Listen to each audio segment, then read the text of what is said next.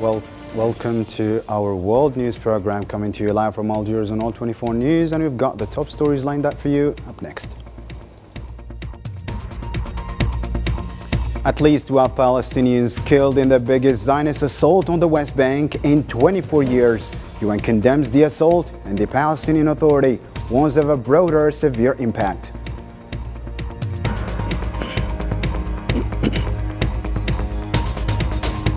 "58 Palestinian martyrs in 4 massacres by the Zionist occupation in Gaza in 24 hours.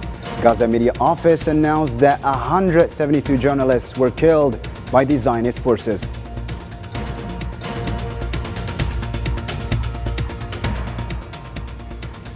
Also coming up, UN Security Council unanimously extends UNIFIL mission in Lebanon for another year. Laqati praises Algeria's role and support for extension, and Algeria warns against regional conflict escalation beyond the Middle East.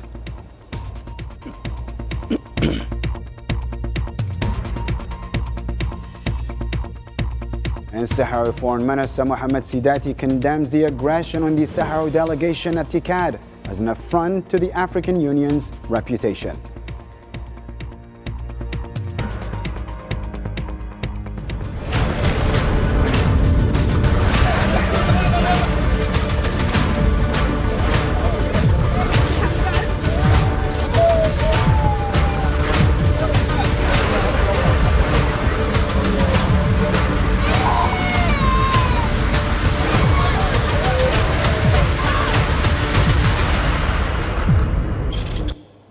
Hello again and welcome to the details. First, in our news program, operations of Zionist occupation forces have continued in the West Bank since Tuesday evening. As of Wednesday, at least 12 Palestinians have been killed in raids in Jenin and Tubas. Local media reported 6 deaths in Jenin, 4 in an airstrike and 2 by gunfire, and 5 in Tubas, including 2 in a drone strike. The Palestinian Red Crescent stated its teams face difficulties reaching the injured due to the roadblocks and restrictions by occupation forces.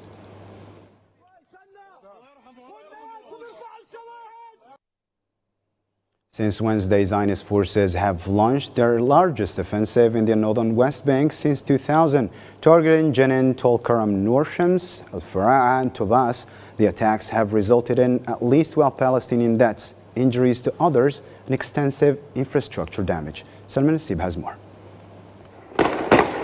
Tulkarm, Jenin and Tubas governorates in the north of the West Bank and under fire from the Zionist enemy. Since Tuesday evening, a major incursion by the occupation forces has been underway.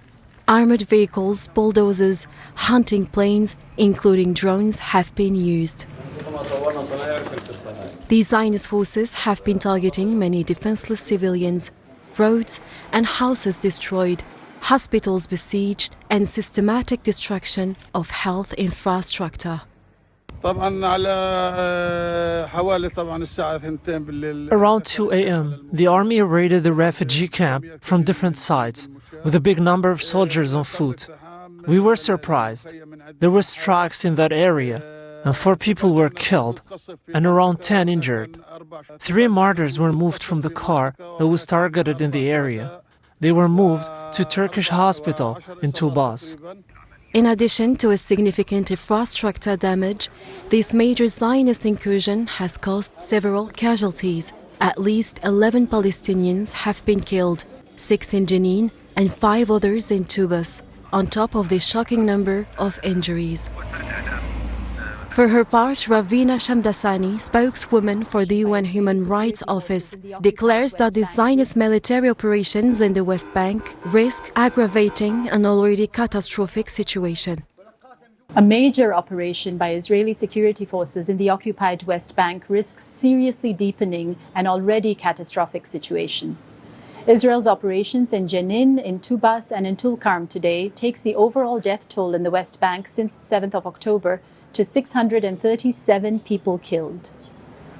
Many children have been killed while throwing stones at highly protected Israeli security forces, as have other Palestinians, posing no imminent threat to life. The Zionist expansionist plan in occupied Palestine is revealing itself more and more. After the Palestinian Gaza Strip, it seems that the West Bank is a nest target currently witnessing the biggest aggression in 24 years. With continued hostilities and mounting Palestinian casualties, the situation remains volatile. The governor of Jenin, Kamal Abu Rab, stated that occupation forces threatened to storm Khalid Suleiman Hospital in Jenin. He added that Zionist forces have blockaded and surrounded medical facilities, including Ibn Sina Hospital, Khalid Suleiman Hospital, and the Red Crescent Palestinian Organization, and closed all entrances to the city.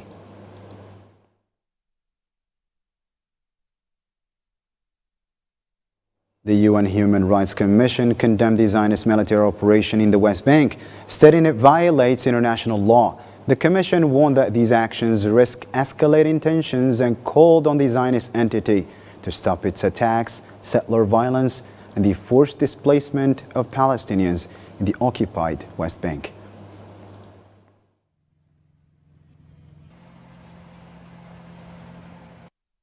Palestinian presidential spokesperson Nabila Borodainak warned that escalating Zionist operations in the West Bank and Gaza could have severe consequences. He stated that the attacks, which have killed 12 Palestinians and injured dozens in the northern West Bank, are part of a broader war against the Palestinian people. He urged the U.S. to intervene to stop these Zionist actions. The aggression launched by the occupation forces early this morning in the northern West Bank, which has resulted in the martyrdom of 9 citizens and injuries to dozens, is a continuation of the comprehensive war against our people, land, and holy sites. This dangerous escalation is the responsibility of both the occupation authorities and the American side, which supports and protects this occupation. The international community must act immediately to restrain this extremist government, which threatens regional and global stability. For its part, Hamas denounced the Zionist military campaign in the West Bank as a move to implement extremist government plans. They renewed their call for a continued struggle, resistance in the Palestinian or the occupied Palestinian territories, and defiance against the occupation and its settlers throughout the occupied West Bank.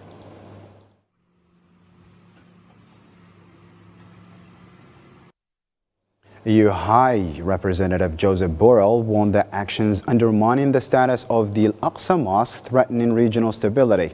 Through a post on X platform, he shared concerns with Jordanian Foreign Minister Ayman Safadi and called for international intervention following Safadi's appeal to the UN to address illegal Zionist actions in Al-Quds.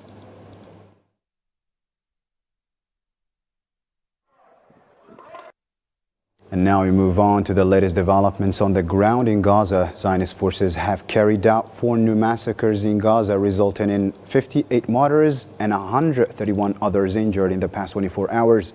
The Palestinian Health Ministry in Gaza reported that the death toll from the ongoing Zionist assault has risen to 40,534, with 93,787 injured.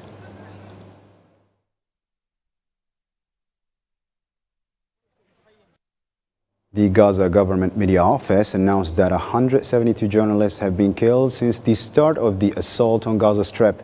The office condemned the deliberate targeting and killing of journalists by Zionist forces and called on the international community and press organizations to hold occupying Israel accountable in international courts, pressuring it to stop the genocide and the murder of Palestinian journalists.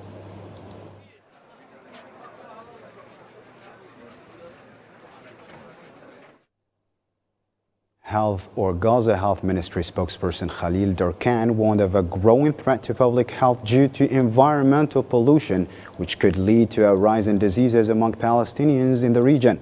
He reported that over 100,000 cases of hepatitis and thousands of skin disease cases. Environmental officials also cautioned about the risks of remaining potable water being contaminated by sewage. Due to environmental pollution, widespread garbage, and deteriorating sewage systems, diseases and epidemics have spread among the population.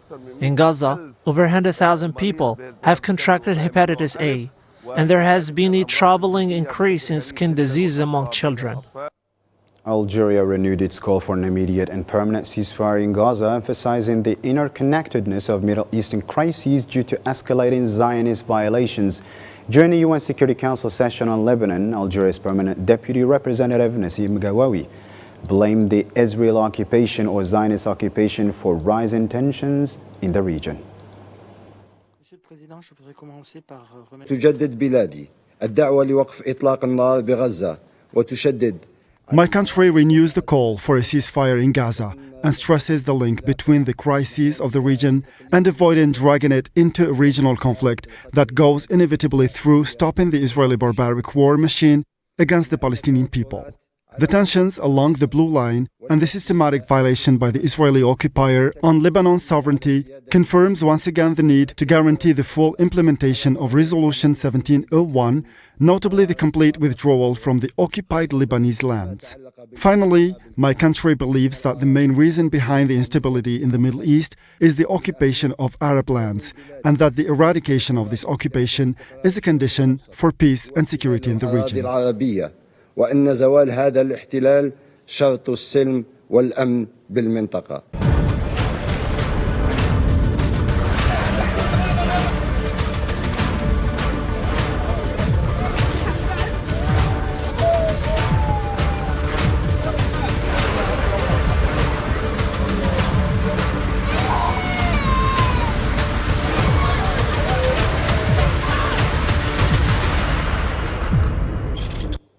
An occupation drone strike killed 4 people in a civilian car near the Syrian-Lebanese border. The Damascus municipality confirmed the casualties on the Damascus-Beirut road. Al-Quds Brigade mourned 3 members killed during the Aqsa flood operation in Syria.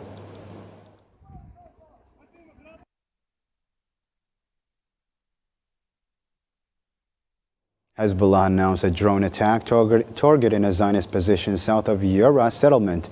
The group stated it hit specific locations with precision, including a site with Zionist officers and soldiers. This attack was a response to recent assaults on the Bekaa region in southern Lebanon.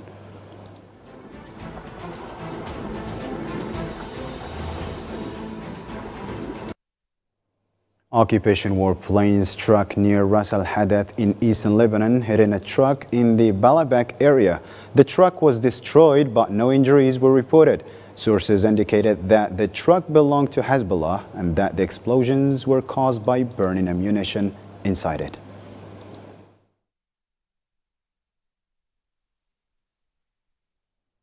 The UN Security Council unanimously extended UNIFIL's mandate in Lebanon for another year. Sierra Leone's representative stressed the need for the extension due to the worsening Middle East situation and urged full compliance with Security Council resolutions. Je vous remercie, Monsieur le Président. Monsieur le Président, la situation régionale suscite nos plus vives. Mr. President, distinguished. The role of UNIFIL remains relevant, and the renewal of the mandate for 12 months is more important now than ever before, given the prevailing circumstances on the ground. Events since October 7, 2023 have only underscored the importance of the UNIFIL mission.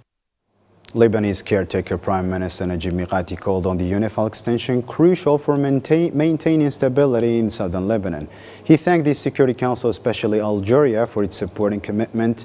Mikati emphasized Lebanon's dedication to working with UNIFIL to address threats to regional stability. I extend my gratitude to the friendly and sisterly countries that supported the extension, especially Algeria, which led the campaign and continues to support Lebanon. The renewal of UNIFIL's mandate is crucial for maintaining stability in southern Lebanon. We are committed to working closely with UNIFIL to address the challenges and threats to stability in the south and to implementing the relevant international resolutions. Algeria expressed its satisfaction with the UN Security Council's unanimous decision to extend UNIFIL's mission in Lebanon. During a Security Council session, Algeria's Deputy Permanent Representative Nassim Gawawi condemned the systematic Zionist violations of Lebanese sovereignty and warned of rising tensions along the Blue Line. Algeria expresses satisfaction at the unanimous adoption of the resolution, thus showing the importance of the UNIFIL mission and the unity of the Council in calling for and supporting the end of the aggression and the implementation of Resolution 1701 in its entirety. My country voted in favor of the text adopted today on account of the role of this mission in preserving peace and security, not only in Lebanon, but in the whole Middle East region. GOA warned against dragging the region into a broader regional conflict, given the current volatile situation caused by the occupation aggression against the defenseless Palestinian people. Let's take a listen again. The region is going through a critical and dangerous situation due to the barbaric aggression of the Israeli occupation against the defenseless Palestinian people, particularly in the Gaza Strip, which risks to drag the region into a regional conflict whose repercussions would go beyond the Middle East. UN envoy Geert Pedersen noted that Middle East escalation has worsened the situation in Syria. He called for an end to hostilities and stressed that a serious, inclusive, Syrian-led political process is essential for resolving the crisis. This month marks the 75th anniversary of the violence. This last month has not only taken a toll on civilians, but also presented new threats to international peace and security. Tensions in the region have reached dangerous new levels. We must redouble our efforts towards regional de-escalation in the interest of long-term peace and stability for all, including with an urgent ceasefire in Gaza, a return to calm in Lebanon and across the Blue Line, and wider regional de-escalation. Sahrawi Foreign Minister Mohammed Sidati called the attack on the Sahrawi delegation in Tokyo an affront to the African Union's reputation. He noted that despite Morocco's failures at the recent TICAD ministerial meeting, the EU's final statement reaffirmed the right of all member states, including the Sahrawi Republic, to participate in its partnerships.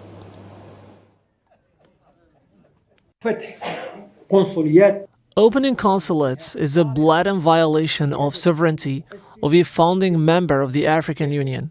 Empty buildings are being used, with flags raised over them, and they are declared as consulates. A very serious phenomenon has now emerged, involving the confiscation of land, not just in the narrow sense, but in the broader context of Sahrawi land. This land is being sold and given to foreigners, while Sahrawis are being expelled and their properties are being seized. Stick around for the latest updates on the presidential election campaigns in Algeria after this short break.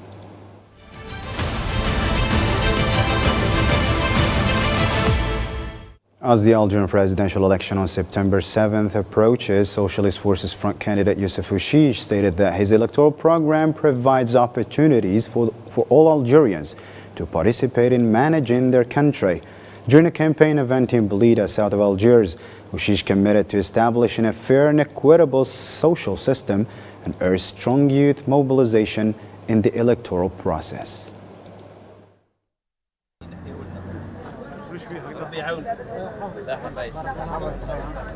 باش نوصلوا الفكرة اللي احنا هناك تجانس تناغم وتجاوب كبير للأفكار اللي نقترحها اليوم على الجزائريين. There is a great convergence, harmony and interaction of the ideas that we propose today to Algerians to boost our economy and build a fair and effective social system that takes care of all Algerians. خاصة في الاقتراحات التي نريد أن نفعلها في الجانب الاجتماعي للتكفل بالطبقات الهشة. There is an interaction, particularly in the proposals that we want to activate in the social field to take care of the vulnerable and popular segments that really need attention from the authorities and the state. We commit ourselves from this place to give back the splendor of Blida, the city of flowers, that illuminated Algeria for decades. However, during the last years, this city has been marginalized, both at the level of development and a level of care of the cultural and architectural aspect. أنها همشت من سواء من في الجانب التنموي أو في جانب التكفل خاصة بالجانب الثقافي وبالجانب العمراني لذا احنا نلتزم بأننا سوف For this reason, we commit to do everything possible to revalue the city. It is a personal commitment as a candidate for the next presidential elections.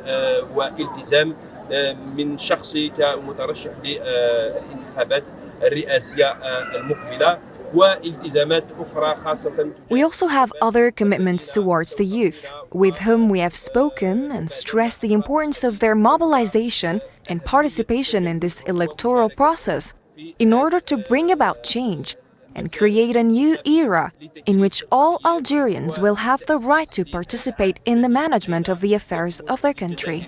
والجزائريين كل الحق في المشاركة في تسيير شؤون بلدهم. Movement of Society for Peace candidate Abdulali Hassani Sharif emphasized the need to develop vital infrastructure for dignified life across the country. In a rally on Wednesday in Qanat, he highlighted the importance of the presidential elections and committed to advancing the southern regions. لا شك أن هذا التجمع الهدف منه هو التأكيد على أهمية الانتخابات الرئاسية. There is no doubt that the purpose of this rally is to affirm the importance of the presidential elections, because these elections will culminate in the election of a president who manages the different policies of the country, manages the problems of the citizens, defines programs that will solve the daily problems of each region of the country.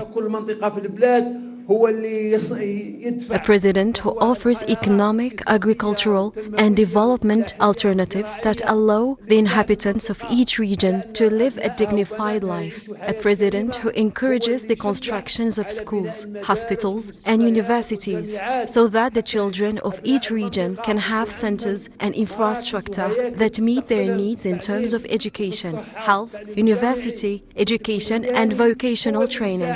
A president who helps the region to develop tourism, industry and agriculture according to the capacities of the regions. We know, and the Algerian people know, that the children of the nation as a whole have capacities and potential.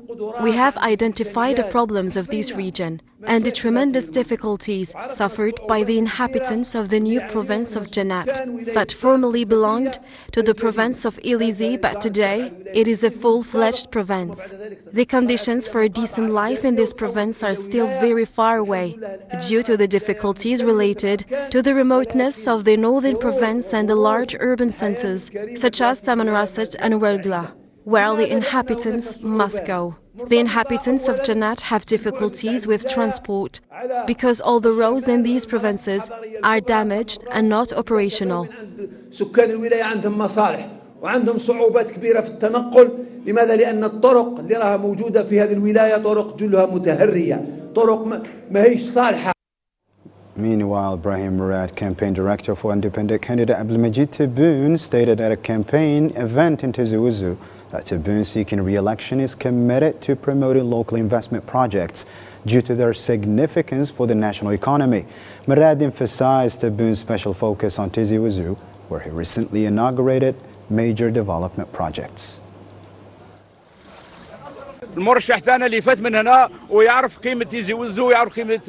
Our candidate has already visited this region and knows the importance of the province of Tizi Ouzou, the Jorjura mounts and the importance of all the villages of Tizi Ouzou. During his last visit, he inaugurated important projects and laid the foundation stone for important projects, and he is aware that in the province of Tizi Ouzou, the men and women are alone when it comes to investment. The woman in Tizi Ouzou accomplishes several tasks, breeds the cattle, raises the children, works in factories. She has imposed herself on the economic scene just like the man. البيروقراطية تاع الإدارة رانا نشوفوا شباب راهم يفتحوا في المعامل وراهم يستغلوا الإمكانيات القليلة المتواجدة ولكن راهم يفرضوا وجودهم فعلى مستوى. Despite the difficulties and despite the administrative red tape, we are seeing some young people opening factories with the few means at their disposal, imposing themselves in the field of food products in local markets, and they even export abroad products such as cheese and homemade products. For this reason, we cannot forget this province and these blessed mountains, place of the revolution that left its mark on the national level. Today, there is support for our president, who is trying to make all the regions like Tizi Ouzou, which is an example of social organization, the cleanest village, the tourist village. He wishes that all the regions will be like Tizi Ouzou, which is a model of socio-economic development. بالنسبة بالنسبة للقرية الأكثر نظافة، القرية السياحية، إذن هذا هو ماذا به يكون كلش كيما تيزي وزو. راهي نموذج وراهي موديل دو ديفلوبمون ايكونوميك اي سوسيال لنا في تيزي وزو. French President Emmanuel Macron is continuing political consultations to select a new prime minister following his rejection of the new Popular Front's candidate. This decision has angered leftists who are calling for constitutional measures to remove Macron and plan to protest against his decision on September. Mariam Zian has the full story. France is still without a prime minister, as attempts to appoint one are still ongoing. On Tuesday, President Emmanuel Macron kicked off a new round of consultations to choose a new premier after turning down the left's candidate, Lucie Castats. Macron justifies his decision by citing the need to maintain institutional stability. In response, left-wing leaders are rallying against him, and the largest left-wing party, France Unbowed, is calling for a major protest on September 7. Macron rejects appointing Lucie Castats as Prime Minister. Deputies from France Unbowed will propose his removal to the National Assembly office, according to Article 68 of the Constitution. Any proposal for a prime ministerial candidate other than Lucie Castats will be subject to a vote of no confidence.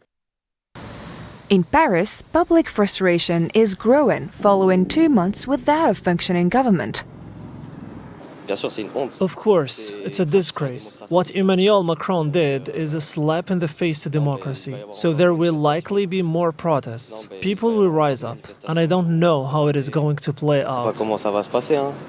France is not accustomed to this level of political paralysis, and it's unclear how things will resolve. To sports news now, the 2024 Paralympic Games kicked off in Paris with over 4,400 athletes from 148 or 84 countries, participating in this event. Algerian athletes Mohamed Brahal and Safia Jalal carried the Algerian flag during the opening ceremony, recognized for their impressive international and continental records. The Algerian delegation, dressed in traditional attire, expressed optimism for a successful 9th participation in the Paralympics.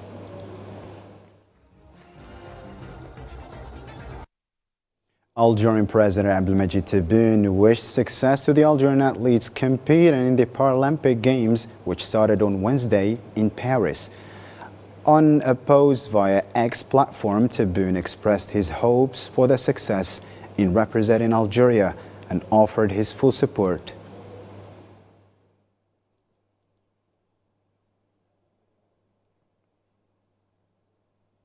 That's the end of our news program for tonight. For more updates, you can always check our social media platforms. Thanks for tuning in. Till next time, take care.